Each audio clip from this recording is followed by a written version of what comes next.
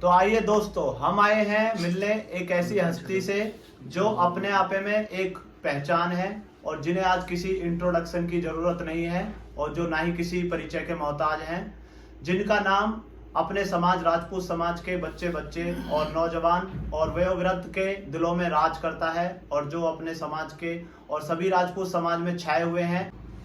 अपनी दमदार आवाज से जिन्होंने राजपूत समाज को एक नई पहचान दी है और उन्होंने राजपूत समाज की पहचान को एक शिखर तक पहुंचाया है।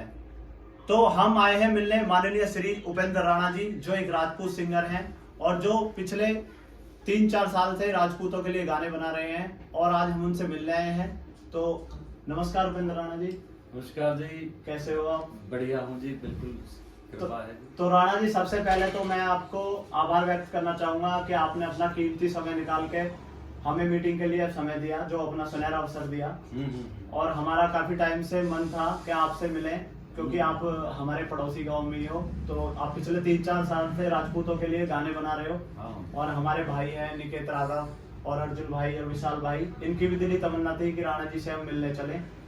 तो आपसे बहुत मिलने का मन था और मुझे अभी भी यकीन नहीं हो रहा कि मैं आपसे मिल पाया हूँ, क्योंकि पहली बार में भाई आप एक बहुत बड़ी हस्ती हैं राजपूताने की। आपने एक अलग पहचान दी है राजपूताना को अपने गीतों के माध्यम से।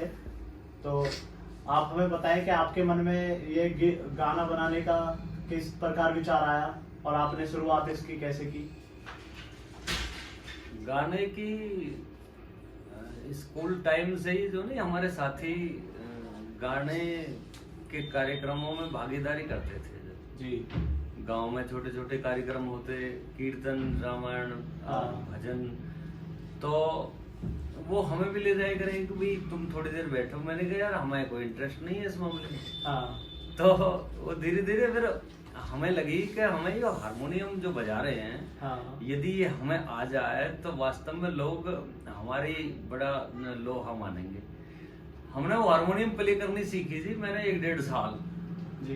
तो उसके साथ साथ मैंने गाने को प्रैक्टिस में अपनाया और उसके बाद जो मैं भजन गाने लगा, ऐसे बात जो निखरती चली गई। आसपास के गांवों में भी फिर हम कार्यक्रमों में भागीदारी करने लगे। तो जब जाके फिर मैंने 2016 में कंपनियों में मैंने रिकॉर्डिंग शुरू करी जी। वो जैसे चंदा कैसेट वाले हैं या सोनाटेक वाले, सिसोदिया कैसेट वाले, तो उसमें मेरी रिकॉर्डिंग फिर प्रोफेशनल तरीके से हुई और वो उसका कुछ ना कुछ फिर हमें पेमेंट भी देते थे जी। उससे आपने स्टार्टिंग करी 2016 में? हाँ, 2016 में रिकॉर्डिंग की, जो अपने अनुसार वो रागनी, लोकगीत, भजन इस टाइप के वो हम पे कंटेंट गवाने लगे। तो उसके बाद जो है बहुत सारे एक दिन आप ही जैसे जो नहीं बच्चे इकट्ठे होकर मेरे पास आते हैं। ये 2019 की बात बता रहा हूँ मैं जी, कोरोना काल से पहले। हाँ, मार्च के महीने की बात है।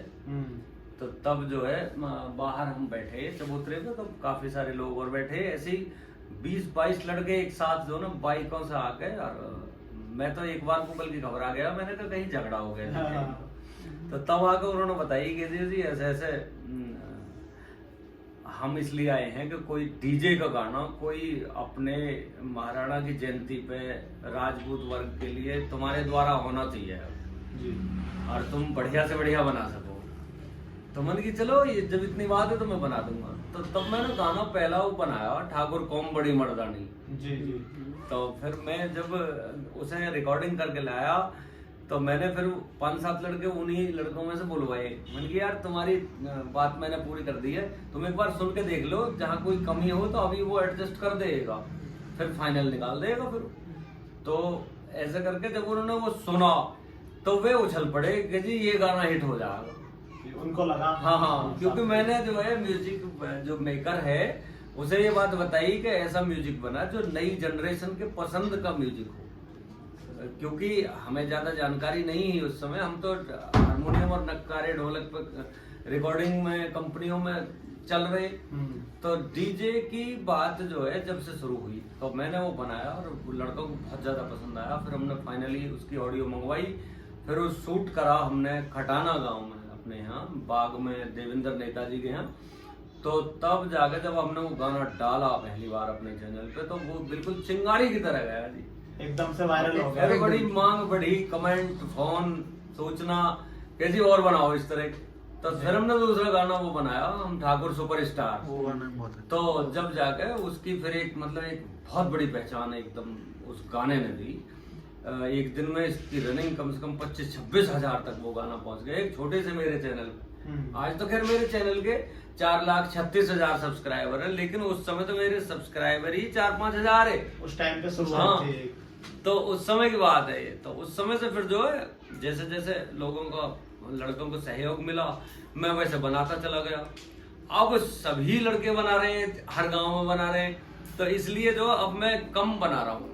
अच्छा अच्छा। हाँ, और तरह के बना रहा हूँ। अभी यारी दोस्ती पे मैंने गाना बनाया, पहले मैंने गाना बनाया यारी दोस्ती पे, ना लौट पड़े हथियारों की, है पावर इतनी यारों की, तो वो भी हमारा ही गाना है। अभी हमने बनाया है, अभी तुम देखोगे कि 5-6 दिन पहली बात है, दबंग यार के नाम से टाइटल है उसका, वो भी यारों के आएगा अभी वो। आया हुआ है, अभी लॉन्च करा। अच्छा, आ चुका है। हाँ, तो अब जो वर्ग विशेष के या इतिहास के अभी कम बन रहे गाने। तो आपका ये जो गाना है ठाकुर कौम बड़ी मर्दानी, हाँ। इसकी जो आखिरी कड़ी है वो मुझे बहुत अच्छी लगती है। अच्छा मेल मिलावे तो कर ले यारी, उपेंद्र राणा की बन जा प्यारी, हाँ हाँ और देविंदर अलीपुर याना खुद छोड़े काफी गोरी, हाँ। इस प्रकार से।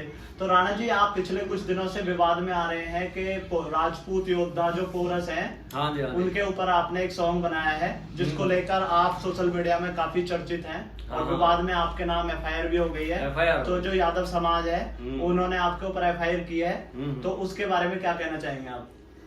वो पिछली 2022 6 जनवरी की घटना है जी। 6 जनवरी को उन्होंने मेरे खिलाफ तहरीर दाखिल की जिला अधिकारी गौतम बुद्ध नगर जनपद में कि जी ऐसे ऐसे, क्योंकि 1 जनवरी को नव वर्ष पे हमने वो गाना लॉन्च करा राजा पोरस से जी। संबंधित, राजा पोरस और सिकंदर की जंग ऐसे करके वो गाना है। तो दरअसल राजा पोरस जो चंद्रवंश की शाखा के क्षत्रिय हैं, उनका मानना ये है कि वो हमारे अहीर समाज के वो योद्धा हैं। तो ऐसी स्थिति में क्या है कि अब ये कंफ्यूजन है, क्योंकि किसी भी यूनिवर्सिटी में, किसी भी सिलेबस में, किसी भी दस्तावेज जो पुरातत्व विभाग के हैं या आर्कियोलॉजिकल की रिपोर्ट हैं या जो विद्वान एक्सपर्ट लोग हैं इस मामले के, हिस्टोरियन है, मैंने सबसे इस बार का मशवरा मैंने उन लोगों से करा कि जो है राजा पोरस की स्थिति क्लियर करो आप जो। तो वो बात बिल्कुल साफ हो गई कि चंद्रवंश की शाखा है और उनके जो पोरस के वंशज हैं गुरुकुल के वहाँ कांगड़ा हिमाचल के जो है प्रदेश में बहुत क्वांटिटी में वहाँ इनके गांव हैं, इनके जो वंशज हैं, और वो हमारी ही शाखा है, हमारे जैसे सूर्य वंश की शाखा है और चंद्रवंश की। तो ऐसे ही पोरस जो चंद्रवंश की शाखा है हमारी जो, लेकिन वो पता नहीं क्यों ऐसा किसने बताया है उन्हें, कहाँ उन्होंने पढ़ा है, लेकिन जब प्रशासन में जब बात हुई, पुलिस विभाग के सामने बात हुई, बड़े बड़े गेजेटेड ऑफिसर बैठे, तो वो दस्तावेज नहीं दे पाए इससे संबंधित। जो मैंने 6 बुक्स का दस्तावेज मैंने प्रस्तुत किए, साक्ष्य दिया आपने। एक ऐसी 5 बुक्स तो जो इंडियन बुक हैं, जो ऑथेंटिक रूप से प्रभावी हैं सिलेबस में, उनके मैंने जो है फोटोकॉपी उन्हें दी, और वो किताब भी मैंने उन्हें दिखाई राइटरों के नाम सहित। एक बुक उनमें ऐसी विलक्षण बात हुई कि एक बुक जो यूरोप में पढ़ाई जाती है, तो कैलिफोर्निया वगैरह या इंग्लैंड के जो कंट्री आसपास के हैं, तो उनमें जो है ईस्टर्न एशिया ऑफ हिस्ट्री ऐसे करके बुक्स का नाम जी, ईस्टर्न एशिया ऑफ हिस्ट्री। तो उसमें जो ना चैप्टर आता है इंडिया का, उसमें ये बात दी गई है कि वो राजा कौन है इंडिया का जिससे सिकंदर की जंग हुई। तो उसमें जो ना स्पष्ट लिखी हुई है राजा king Porus was the Rajput ruler of the upper Punjab जी। तो ये तो बात जो विदेशी भी पढ़ा रहे हैं, अब तो कोई डाउट की बात ही नहीं रहेगी, अब तो कोई संदेह करने की जरूरत कि भाई नहीं। राजा पोरस जो है पंजाब प्रांत के भारत का ऊपरी हिस्से का शासक था, जो पंजाब प्रांत के ऊपरी क्षेत्र का शासक था राजा पोरस, जो राजपूत था जी। सुनिए जी, उसमें बिल्कुल स्पष्ट लिखी हुई है, आप देखें, मैं तुम्हें अभी दिखा दूंगा, वो किताब मेरे पास है।